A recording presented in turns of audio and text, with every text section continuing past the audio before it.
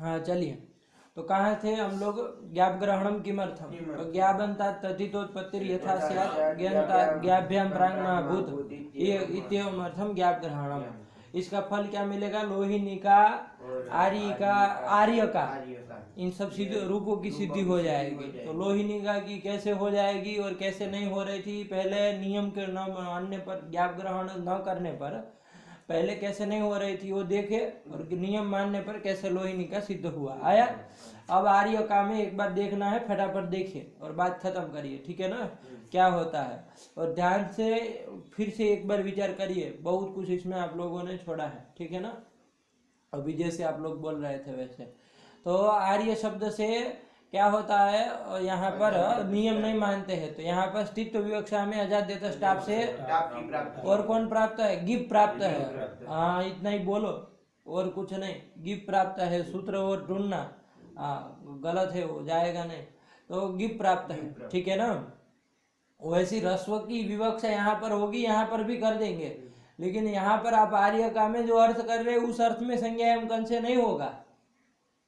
उस सूत्र से आर्य शब्द से कन नहीं होता, ये नहीं कहना चाह रहा हूं मैं भी यही कहना चाह रहा हूँ। मान लीजिए कुछ छोटे आर्य को आप वो कहना चाह रहे हैं तो इस सूत्र से भी कन होगा, लेकिन आप गलत है। इसलिए गलत है, वो सूत्र भी यहाँ आर्य शब्द से कन प्रत्यय कर सकता है, लेकिन आप लोग गलत है। इसलिए गलत है कि आप जिस अर्थ में कन करना चाहते हैं वो सूत्र नहीं कर सकता है। आप जिस अर्थ में कन करना चाहते हैं उस अर्थ में वो सूत्र कन नहीं करता है, तो गलत ही हुए ना अब। तो फिर फालतू में क्यों मतलब आपको सांत्वना में दूं कि भाई नहीं आप संज्ञा एवं कन भी लगेगा? अरे गलत है, आप अपने आप जो जिस तरीके से सोच रहे हैं आपका तरीका गलत है कि नहीं है? बस ये बात को समझिए। हाँ चलिए, तो आर्य शब्द से कन हो जाएगा, उससे कन प्राप्त है तद्धित का, ठीक है ना? तो कौन होगा दोनों में? क्या कहे? तो कहा कि परत्वाद अंतरंगत्वाद कौन होगा? हाँ, नियम नहीं मानोगे तो तद्धित कन प्रत्यय ही होगा। तो आर्य क बन जाएगा। आर्य क बनने के बाद क्या हो जाएगा? अब अजाद्यत स्टाप लग जाएगा ना जी। अरे पहले लग गया वो अंदर, अब तो स्त्री योग सेवन टाप भी तो करना है। तो आर्य का बन गया, बना। अब कौन लगेगा? अब यहाँ पर आर्य का में कौन लगेगा? अरे प्रत्यय स्थात्कात पूर्व स्यात इदाप सुप। हाँ, प्रत्यय स्थ अकार है कि नहीं है? उससे पूर्व में जो अकार, उसको क्या हो जाएगा? इकार हो जाएगा। तो आर्य का बन जाएगा, वो नित्य करता है, आर्य का एक रूप बन गया। आर्य का ये नहीं ना बन पाया, नहीं बन पाया, लगा कि नहीं लगा? चलिए, तो अब ये आर्य का नहीं बन पाएगा। अब जब ये नियम मान लेंगे कि भाई ज्ञावंता देव तद्धितोत्पत्ति यथा स्यात् ज्ञाभ्याम प्रांगमाभूत, है ना? जब ये मान लेंगे तो क्या हो जाएगा? आर्य शब्द से दोनों प्राप्त है, उसमें पर और अंतरंग वस्तुतः तद्धित प्रत्यय है, लेकिन नियम ये कह रहा है कि ज्ञाबंता देव तद्धितोत्पत्ति ही। तो ये भी तो अब पहले कौन हो जाएगा? अजाद्यत स्टाप से टाप ही जो है, तो आर्या बन जाएगा। उसके बाद तद्धित की उत्पत्ति करिए अब, तो क्या बन जाएगा? कर्ण प्रत्यय करके आर्या क बन जाएगा। केणों से रस्व कर लेंगे, आर्य क बन जाएगा, है कि नहीं है? और अब आगे और स्त्रीत्व योगक्षा में फिर टाप करेंगे, आर्य का बन जाएगा, बना। अब कौन सूत्र लगेगा? अब देखिए, प्रत्यय स्थात्कात पूर्व स्यात इदाप्य सुप अभी लग जाए तो फिर वही का वही स्थिति रह जाएगी, और कुछ अंतर नहीं ना पड़ेगा। बस अंतर क्यों पड़ रहा है? क्योंकि अब चूंकि हमने क्या अंतर पड़ गया था, आर्या को रस्व करके आर्य बना है, आकार को रस्व करके आकार बना है। तो अब एक और सूत्र की भी प्राप्ति हो गई। कौन? उदीचा मातः स्थाने यक पूर्वायाः। यक पूर्वक जो आकार होगा उसको, जो यदि आकार हुआ हो तो उस आकार को इत्व होता है। आया कि नहीं आया? तो यहाँ पर ऐसा है कि नहीं है? अरे यकार पूर्वक आपका क्या था? टाप था, उसको रस्व हुआ करके आकार हुआ है, आर्य बना, उस आकार को इकार हो जाएगा और विकल्प से होता है। तो आर्य का बन गया, जब इत्व हुआ नहीं हुआ तो आर्य का बन गया। लगा कि नहीं लगा? और ये प्रत्यय स्थात्कात पूर्व स्यात् इदाप्य सुपा का क्या है? अपवाद है। कौन? उदीचा माता यक पूर्वाया। हाँ, लग गया कि नहीं लग गया? तो इतनी छोटी सी बात है, कुछ नहीं इसमें, बस केवल आपकी असावधानी मात्र से, ध्यान नहीं दिए इतने मात्र से सब गड़बड़ सड़बड़ 2 दिन से कर रहे हैं। चलिए, आया कि नहीं आया? हाँ चलिए पढ़िए। हाँ, आर्य का में एक बार पढ़ लो यहाँ से, बाद मनोरमा अभी नहीं पढ़ो तुम। तथा आर्य शब्दात तथा आर्य शब्दात् स्वार्थी के कनि और समुदायोत्तर टापा एवं स्त्रीत्व बोधन संभवाद एकाच द्विर्वचन न्यायेन कन्नन्तादेव टापी। कनन से ही टाप होगा, है ना। कनन मतलब कन पहले हो जाएगा, उसके बाद ही टाप होगा, टाप हो जाएगा। कनह पूर्वम टाप भावात, कन के पूर्व में टाप नहीं ना होगा। चलिए यही कर दिया। अब इससे क्या हो जाएगा, आस्थानिकस्य अतो अभावात। अब यदि ऐसा करते हैं, पहले कन करके फिर टाप करते हैं, तो आर्य का ही बनेगा। रस्व वस्व केण वगैरह कुछ नहीं ना लगा है, तो अब आकार के स्थान में अकार हुआ है क्या? नहीं हुआ। तो उदिचा मातः की प्राप्ति है क्या? वही वो बताना चाह रहे हैं। आतस्थानिकस्य अतो अभावात् उदिचा मातः इति तो विकल्पस्य अप्रवृत्तो, वो नहीं ना लगेगा, तो कौन लगेगा? तो प्रत्यस्थात् इति नित्यम इत्वे आर्य का इत्येव स्यात्, आर्य का इति न स्यात्। लगा? आर्य का इत्येव स्यात्, आर्य का इति न स्यात्। इष्यते तु उभयमपि। हाँ, कितना साफ साफ लिख रहा है, नहीं समझ में आ रहा? इष्यते तु उभयमपि। ज्ञाप प्रातिपदिकादित्यत्र आप ग्रहण है। देखिए ये आप ग्रहण का फल है, ठीक है ना। पहला वाला उदाहरण गिप ग्रहण का फल का था, अब आप ग्रहण का फल है। आया कि नहीं आया? अरे लोहिनिका के आपके लिए कहेंगे तो कहेंगे तब गिप ही ग्रहण कर लो, लोहिनिका बन जाएगा, आपकी क्या जरूरत। इसलिए आपका एक दूसरा उदाहरण दिए है, ठीक है ना। चलिए तत्सामर्थ्यात् स्वार्थिकम कनम बाधित्वा पूर्वम टापी, पहले टाप कर देंगे, ततः कनी, उसके बाद कन करेंगे, केण से रस्व करेंगे, पुनः कनंता टाप करेंगे, तो आर्य का ये स्थिति बनी। अब उदिचा माता लग सकता है, क्योंकि आकार स्थानिक आकार मिल गया कन से पूर्व में, ककार से पूर्व में, है कि नहीं है। तो इति इत्व विकल्पे रूपद्वयम स्यात्, इत्व करने पर आर्य का, न करने पर आर्य का, तो रूपद्वयम सिद्ध्यति। लगा कि नहीं लगा? अब देखिए यहाँ महत्वपूर्ण एक बात बताने, वस्तु तस्तु का, ये तो आपका ज्ञान ग्रहण का फल आया दीक्षित के अनुसार।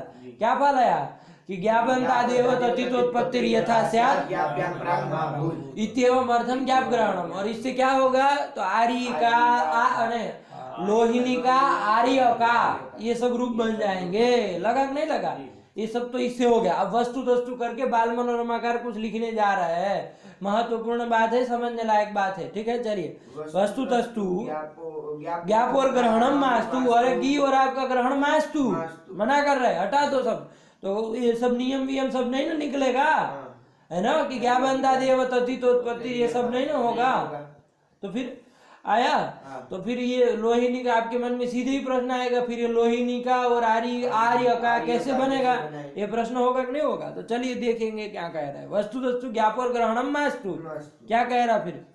सुबन्तादेव तद्धितोत्पत्ति। हाँ ये नियम है, सुबन्तादेव तद्धितोत्पत्ति ही, ध्यान दीजिएगा। क्या नियम है? सुबन्तादेव, सुबंत हो जाने के बाद ही तद्धित की उत्पत्ति होती है ना। इस नियम में भी प्रमाण है। क्या प्रमाण है? घकाल तनेषु काल नाम नः। क्या कहता है वो? घकाल तनेषु काल नाम नः। तो क्या लगा है फिर बाल मनोरमा है विनीत, क्या लगा है ये पाठ में बाल मनोरमा? ये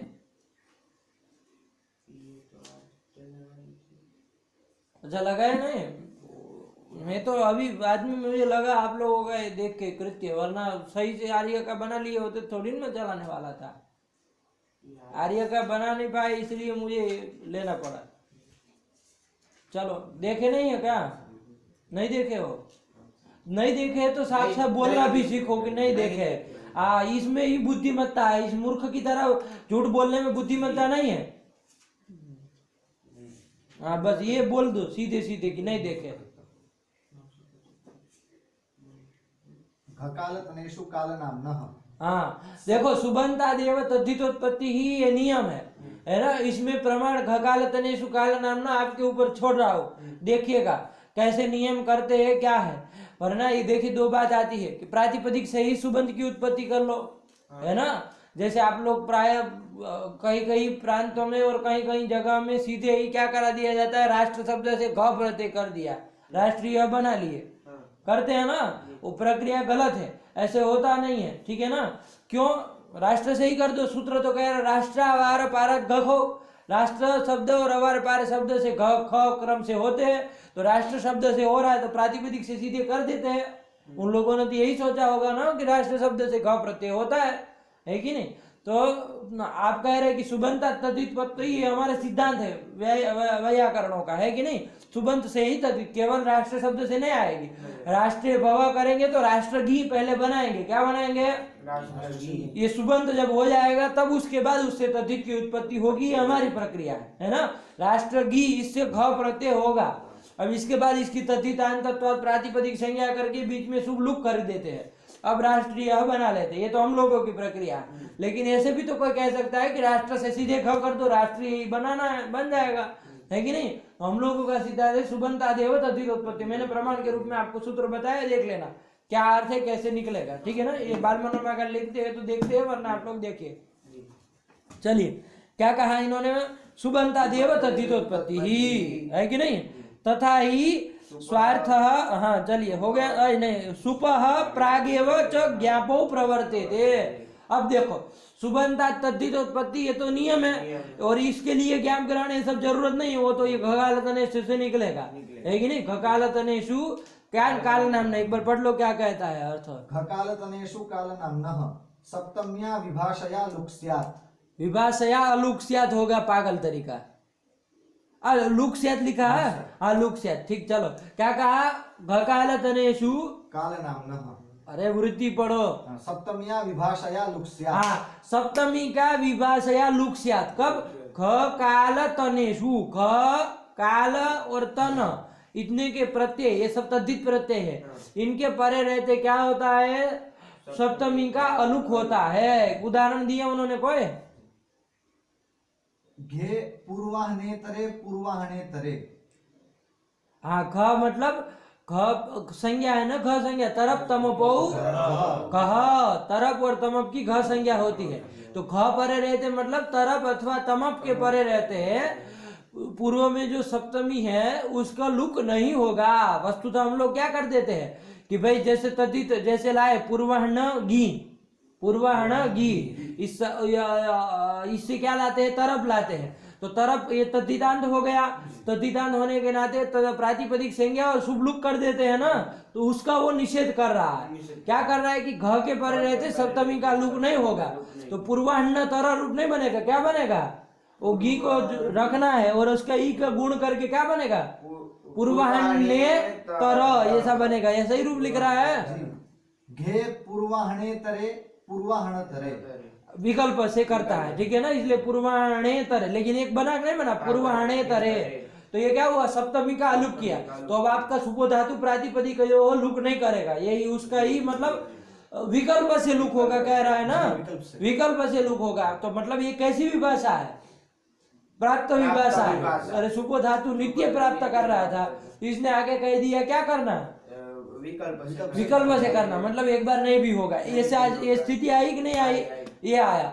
अब देखिए यदि आप मानते हैं कि भाई सुबंत से तद्धित की उत्पत्ति नहीं होती, किससे होती है, सीधे तद्धित, किससे, प्रातिपदिक से ही हो जाती है। यदि ऐसा मानते हैं तो प्रातिपदिक से ही तद्धित की उत्पत्ति हो जाती, तो सीधे तरफ प्रत्यय किससे आता, सीधे पूर्वाहन इससे ही आता, पूर्वाहन प्रातिपदिक से ही सीधे आता, है कि नहीं। अब वहां सप्तमी थी क्या, कोई नहीं थी, तो उसका लुक अलुक की कोई बात ही नहीं है। अरे जब हो तब आप विकल्प से लुक करेंगे ना, है कि नहीं, और विभक्ति ही नहीं होगी, प्रातिपदिक से ही सीधे आएगा आपका तद्धित प्रत्यय, तो व्यर्थ है ना। और भगवान पाणी जी कह रहे हैं कि विकल्प से सप्तमी का लुक होता है, ऐसा कह रहे हैं वो, है कि नहीं है। अलुक लिखा है कि लुक लिखा है, विभाषया लुक् स्यात्, विभाषया लुक स्यात्, विभाषा से विकल्प से लुक होता है। तो इससे क्या निकल रहा है कि नहीं वहां सप्तमी है, तो सप्तमी कब होगी, जब आप मानेंगे सुबंता तद्धित उत्पत्ति मानेंगे तब निकल रहा है कि नहीं। ये सूत्र प्रमाण है उसमें, सुबंता तद्धित उत्पत्ति ही, है कि नहीं। ये नियम, इसको ज्ञाप ग्रहण से कोई लेना देना नहीं है, अलग तरफ से वो आपका सिद्ध करने जा रहा है, ठीक है ना।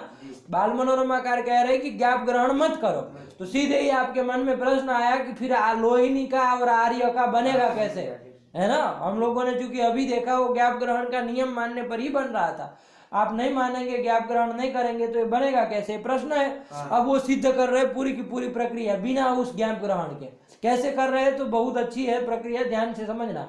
तो उन्होंने कहा कि हमारा सिद्धांत है सुबंतादेव तद्धितोत्पत्ति, सुबंध से ही तद्धित की उत्पत्ति होती है ना। उसमें प्रमाण क्या है? ये ककालतनेषु तो काल नाम न, हाँ यही है, ठीक है ना, ध्यान रखना। चलो खगालतनेषु काल नाम न, तो अब क्या हो जाएगा यहाँ पर प्रकृति में सुबंता तद्धितोत्पत्ति नियम आ गया। अब देखो आपको कौन प्रत्यय करना है, जैसे कौन कौन रूप नहीं बन रहा था आप कह रहे थे?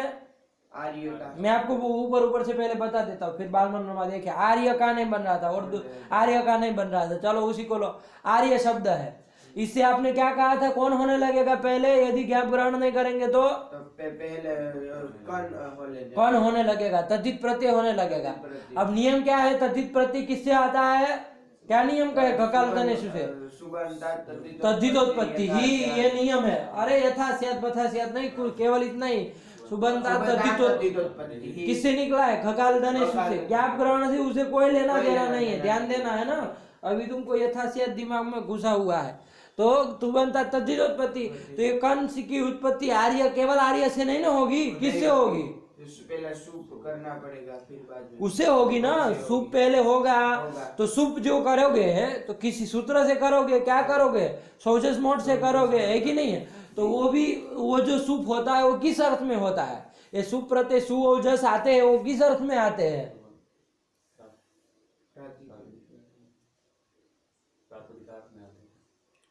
अरे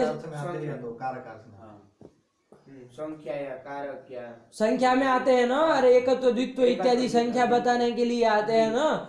और या तो कारक, उधर कर्मादि कारक बताना होगा तो उसमें आएंगे, है कि नहीं है? इसमें आते हैं ना। सुबह शादी की उत्पत्ति इसी अर्थ में होती है। तो अब देखो, आपने वो जो जिस पंक्ति से आप भाष्य की पंक्ति से आप अंतरंग कह रहे थे, किसको? कण को अंतरंग बना रहे थे ना। किसको अंतरंग बना रहे थे? कण को अंतरंग बना रहे थे। क्या पंक्ति थी वो? स्वार्थ द्रव्य संख्या लिंग, ये नियम है ना। स्वार्थ द्रव्य लिंग संख्या कारका नाम। तो संख्या इसमें क्या हो रहा था? ये आपका कण प्रत्यय तो स्वार्थिक था, और वो आपका ताप प्रत्यय जो भी करते थे आप, वो आपका लिंग था। तो वो पहले वाला अंतरंग होता है, ऐसा करके सबसे पहले स्वार्थिक ही होना चाहिए, ऐसा करके आप कण पहले कर लेते।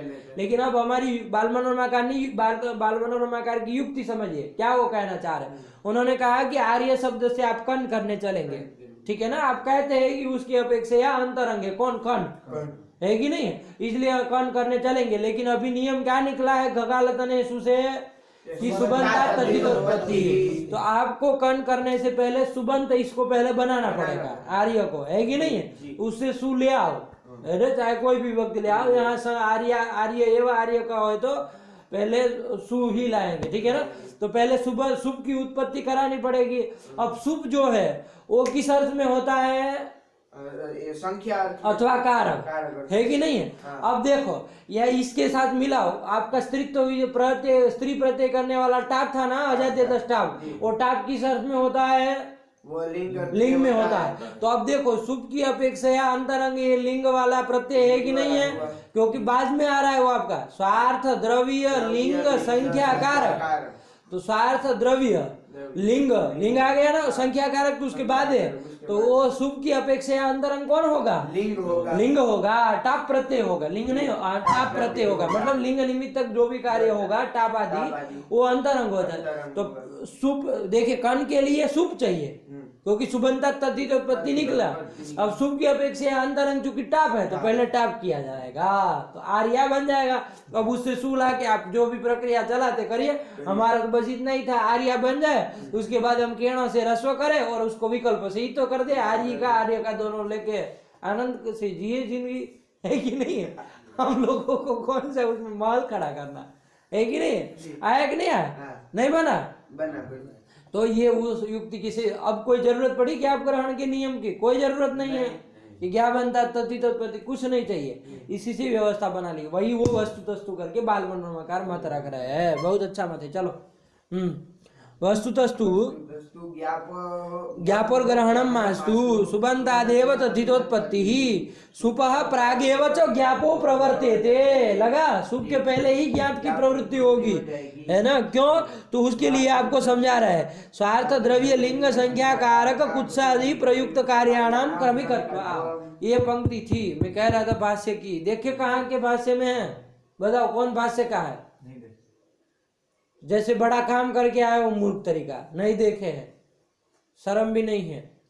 तो स्वार्थ द्रव्य लिंग संख्या कारक कुत्सादीनाम, हाँ, तो देखो क्रमिक होते हैं ये सब कार्य। जैसे स्वार्थ प्रयुक्त कार्य सबसे पहले होगा, है ना? अभी वो समझाएंगे कि क्यों वही पहले होगा, क्यों द्रव्य, ये सब बताने वाला है, ठीक है ना? तो स्वार्थ प्रयुक्त कार्य जो है सबसे पहले, उसके बाद कौन होगा? द्रव्य प्रयुक्त कार्य, उसके बाद प्रयुक्त कार्य, फिर संख्या प्रयुक्त कार्य, कारक प्रयुक्त कार्य, उसके बाद कुत्सादि प्रयुक्त कार्य। कुत्सा अर्थ में वहाँ कुत्सित भाष्य में आया है, कुत्सित सूत्र है ना, उसके भाष्य, उसके भाष्य का पंक्ति है ना, कुत्सित सूत्र की। अब देखोगे कुत्सित है कि इसकी तरह मतलब नहीं देख के आए हैं खुले सांड की तरह। तो इस तत्प्रयुक्त, इस तरह से स्वार्थ आदि प्रयुक्त कार्याणाम क्रमिकत्व है कि नहीं है? अब क्यों क्रमिकत्व, तो वो भी बता रहे हैं। तो क्रमिकत्व है तो चलो सुबंधादि एवं तद्धितोत्पत्ति मान लिए जब नियम, तो अब कौन होगा सबसे पहले? वो सुप तो जो है सुप प्रयुक्त, जो सुप जो है वो तो क्या है? संख्या कारक प्रयुक्त कार्य है कि नहीं? उससे अंतरंग कौन है उसकी अपेक्षा? लिंग प्रयुक्त कार्य जो टाप है ना, ये लिंग प्रयुक्त कार्य है ना, टाप प्रत्यय, तो वही पहले हो जाएगा। जब ये पहले हो गया तो फिर तो हमारे दो रूप बन नहीं है ना? आया कि नहीं? चलिए, तथा ही स्वार्थ, तथा ही करके अब वो नियम समझा रहे हैं, क्रमिकत्व नियम को। हाँ, क्या कह रहे हैं? ही स्वार्थ प्रवृत्ति निमित्तम जात्यादि। स्वार्थ किसको कहते हैं? तो प्रवृत्ति निमित्तम, है कि नहीं है? जात्यादि प्रवृत्ति निमित्त है, मतलब धर्म उसमें रहने वाला, ये इसको स्वार्थ कहते हैं। और जात्यादि, आदि को इसलिए लगा रहा क्योंकि हर जगह जाति नहीं होती है कि नहीं है? जैसे आकाश शब्द का प्रवृत्ति निमित्त आकाशत्व है, लेकिन वो जाति नहीं है कि नहीं है? इसलिए जात्यादि का था। आदि से उपाधि भी ले लेना है, जाति उपाधि ये सब भी क्या होते हैं? आपके प्रवृत्ति निमित्त वो होते हैं, स्वार्थ कहलाते हैं। लगा कि नहीं? चलो, तज ज्ञानम पूर्वम भवति, इसका ज्ञान पहले होता है। अरे विशेषण का ज्ञान पहले होता है ना, विशेषण ज्ञान जब हो जाएगा तभी क्या होगा? विशिष्ट का ज्ञान होगा। अरे घटवत भूतलम, ये भी आपका विशिष्ट ज्ञान है। घट विशिष्टम भूतलम, ये आपका विशिष्ट ज्ञान है। आप घट जान ही नहीं रहे, घट का आपको पता ही नहीं है, तो घट विशिष्टम भूतलम हो पाएगा? तो पहले घट को देखेंगे, मतलब विशेषण का ज्ञान होगा, तब आपको ज्ञान होगा घटवत भूतलम। आया ना? तो ये जो है आपका जाति प्रवृत्ति निमित्त जो होता है वो क्या होता है? विशेषण होता है ना। किसमें? जो भी धर्म रहे उसमें, है? जो भी व्यक्ति रहे, व्यक्ति द्रव्य जो है उसमें रहने वाला धर्म, उसमें विशेषण होगा ना। तो विशेषण का ज्ञान पूर्व में होता है। आया कि नहीं आया? वही कह रहे, पढ़ो। तज ज्ञानम पूर्वम भवति, तज ज्ञानम मतलब ज्ञानम पूर्वम भवति। विशिष्ट बुद्धो विशेषण ज्ञानस्य कारणत्वात्। नहीं समझ में आया? विशिष्ट बुद्धि के प्रति विशिष्ट विशेषण का ज्ञान कारण होता है। मैंने बताया घटवत भूतलम, विशिष्ट बुद्धि के प्रति विशेषण जो घट है उसका ज्ञान कारण होता है। घट को ही नहीं जान रहे तो घटवत भूतलम ज्ञान हो पाएगा? नहीं हो पाएगा, यही कह रहे हैं। तद आश्रय ज्ञानम धर्मित्वेन प्रधानत्व। हाँ, ततः, अब उसके बाद का आ गया। तो सबसे पहले स्वार्थ का ज्ञान होता है, ये आया कि नहीं आया? जात्यादि प्रवृत्ति निमित्त इत्यादियों का ज्ञान होता है, ये आया? क्योंकि विशेषण ज्ञान सबसे पहले होता है, वो व्यक्ति से पहले होता है, एक नहीं आया? तो इसलिए क्या होगा? स्वार्थ का ज्ञान सबसे पहले करना जरूरी है। तो तत्प्रयुक्त जो भी कार्य होंगे स्वार्थ प्रयुक्त वो सब पहले हो जाएंगे। आया कि नहीं आया? स्वार्थ प्रयुक्त कार्य सब पहले होंगे, है ना। क्रमिकत्व क्यों है? वो क्रमिकत्व ही सिद्ध कर रहे हैं इन सबों का, कि सबसे पहले स्वार्थ है, उसके बाद द्रव्य है, उसके बाद वो लिंग है। तो ये सब क्यों मान रहे हैं? अब उसके बाद द्रव्य रखे, चलो ये समझ में आया ना, स्वार्थ का सबसे पहले।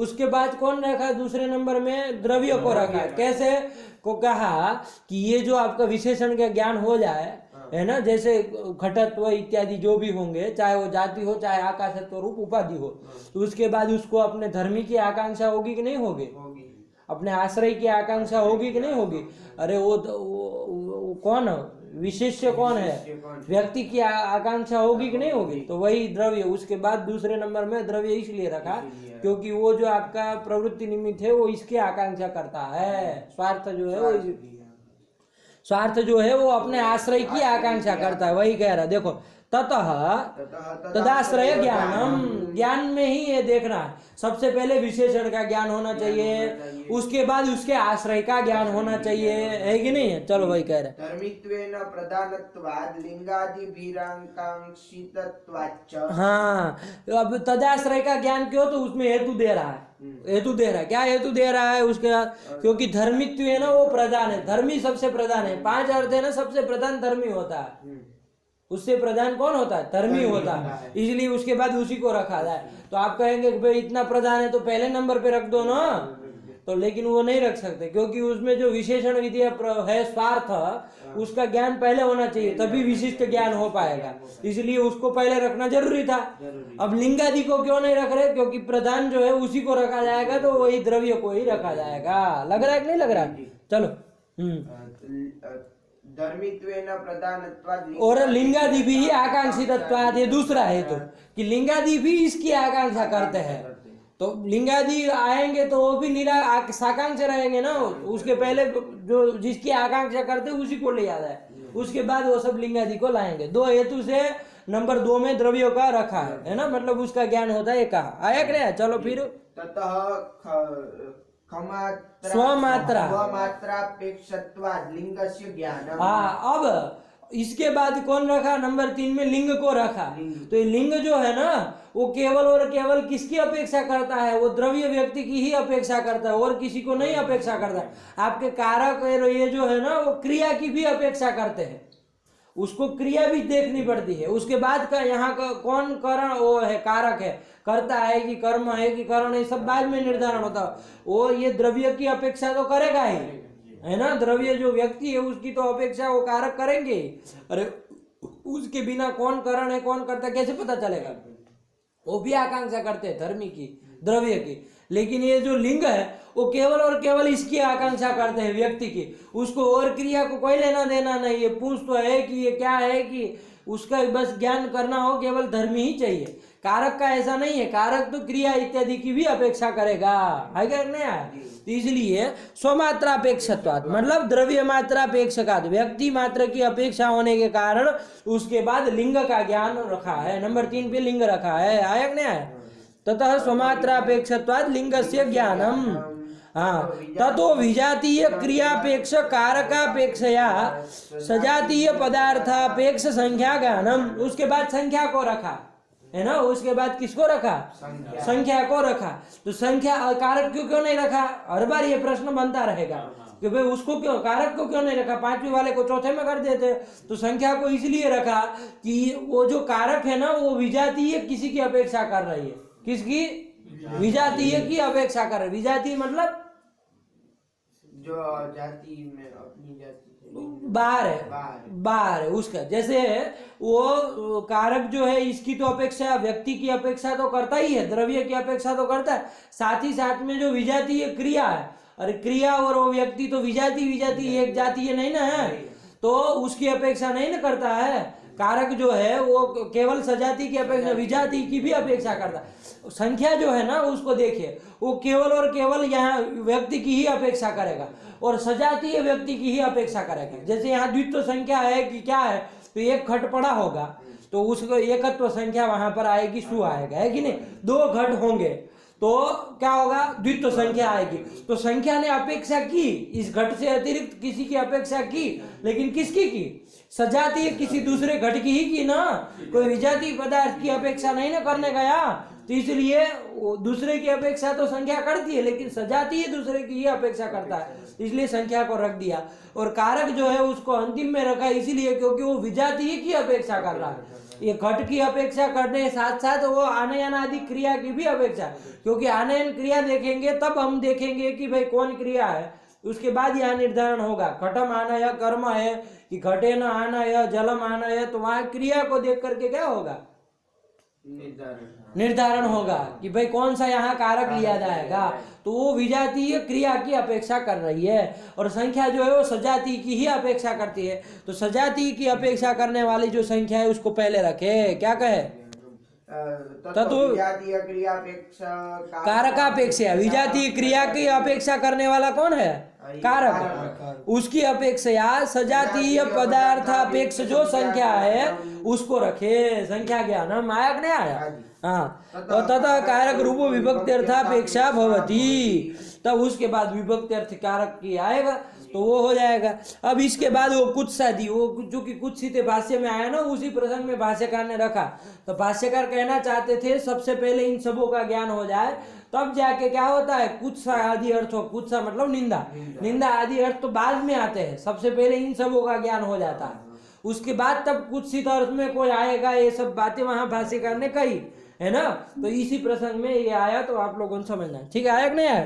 वही कह रहे तन निवृत्तो कुछ साधी ज्ञान, ये सब जब सिद्ध हो जाए, ये सब का जब ज्ञान हो जाए, तब कुछ साधी इतर पदार्थों का ज्ञान होगा। तन निवृत्तो कुछ साधी ज्ञानम इति कुत्सित इति सूत्र भाष्य स्थितम, लिख भी रहा है, सूत्र भी लिख रहा है। और ये मूर्ख महाराज कह रहे कि हमने देखा नहीं, बड़े विचित्र है। चलो, शब्द रत्ने च परिष्कृतम एता, और शब्द रत्न है ना जो आपकी प्रौढ़ मनोरमा की शब्द रत्न टीका, उसमें ये विस्तार से वहां पर परिष्कार करके ये क्रमिकत्व को बताया है ना। तो विशेष जिज्ञासु लोग हो वो वहां जा करके देखे, वरना प्रमादी लोग हो तो उनका तो यहाँ आना भी निरर्थक है। चलिए, तो शब्द रत्ने च परिष्कृतम एता, लगा नहीं लगा, शब्द रत्न में परिष्कृत किया गया है, इसको बढ़िया से समझाया गया है। मैंने ऊपर ऊपर से हल्के हल्के समझा दिया है ना, इसमें बहुत विचार। हाथ धुल के आओ, कहीं छुओ मत उसको।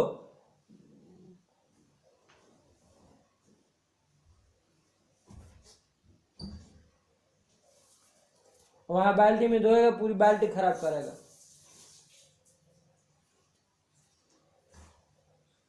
ये क्या मुंह में हाथ डालने वाला तरीका होता है? दिन भर भी ये करते हैं आप लोग, टोकते नहीं है, साथ में रहते पूरे दिन, देखते नहीं है।